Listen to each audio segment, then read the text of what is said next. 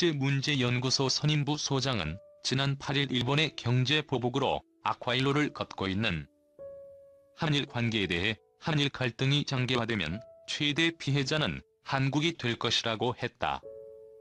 조지 W. 부시 대통령 시절 백악관 국가안보회의 아시아 담당 선임 보좌관이었던 그린 부소장은 워싱턴의 대표적인 일본 전문가로 CSIS 일본석자이기도 하다. 일본의 입장을 미국에 가장 잘 설명하는 전문가란 평을 듣는다.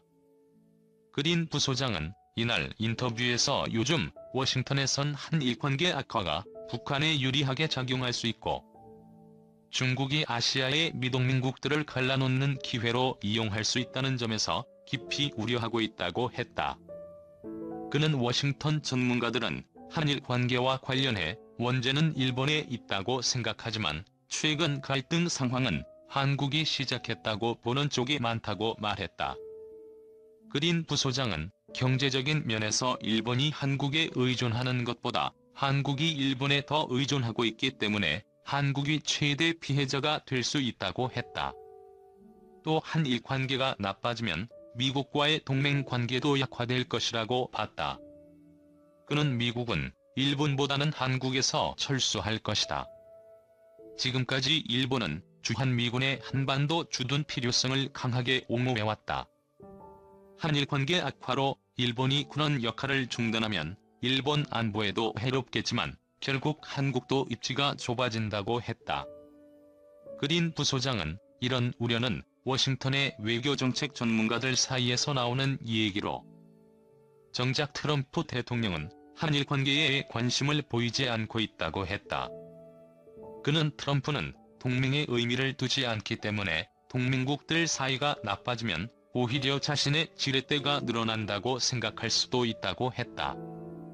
지난달 오사카 G20 정상회의 때 한일 정상회담이 불발되고 곧이어 일본이 대한 수출 규제를 시작하면서 최악으로 치닫는 상황과 관련 그린 부소장은 한일 양국 모두 상황 관리에 전술적으로 실패했다고 말했다.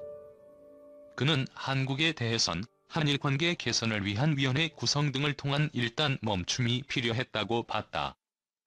타협을 위한 정치적 공간을 만들기 위해 잠시 멈춤이 필요했는데도 한국 정부는 그런 노력을 하지 않았다고 했다. 그는 아베 총리가 오사카 G20에서 문재인 대통령과 정상회담을 했어야 한다고 했다. 아베 총리가 다른 지도자들과 정상회담을 하면서 문 대통령과는 만나지 않음으로써 긍정적인 외교적 분위기를 만들지 못한 점은 일본이 비판받을 일이라고 했다. 트럼프 행정부가 한일 갈등을 풀기 위해 중재에 나설 수 있을까? 그린 부소장은 미국이 한일 사이에서 그것도 공개적으로 중재자 역할을 하는 건 거의 불가능하다고 했다. 예를 들어 미국의 누군가가 공개적으로 한일을 오가며 아이디어를 전달하고 언론을 상대하는 등의 역할을 하는 것은 어느 한쪽의 체면을 상하게 하지 않고는 어렵다. 미국은 한일 양국과 각각 역사적인 관계가 있다. 미국은 양국으로부터 다 역풍을 맞을 수 있다. 그는 그러나 미국이 막부에서 조용히 한일이 창의적인 대법을 찾도록 촉진자 역할을 할 수는 있을 것이라고 했다. 주미 영대사 몰아낸 트럼프 총리의 아천만이 살길 메시지. 도널드 트럼프 미국 대통령의 압박 속에 주미 영국 대사가 결국 사임하면서 동맹들로서는 트럼프에 대한 아천만이 미국과 좋은 관계를 유지하는 길이라는 메시지를 받아든 셈이라는 지적이 나온다. 미 CNN 방송은 10일 김대럭 주미 영국 대사의 사임 소식을 전하면서 미국과의 강한 관계는 트럼프 대통령에 대한 아첨에 달려있다는 메시지를 동맹국에 보낸 것이라고 분석했다.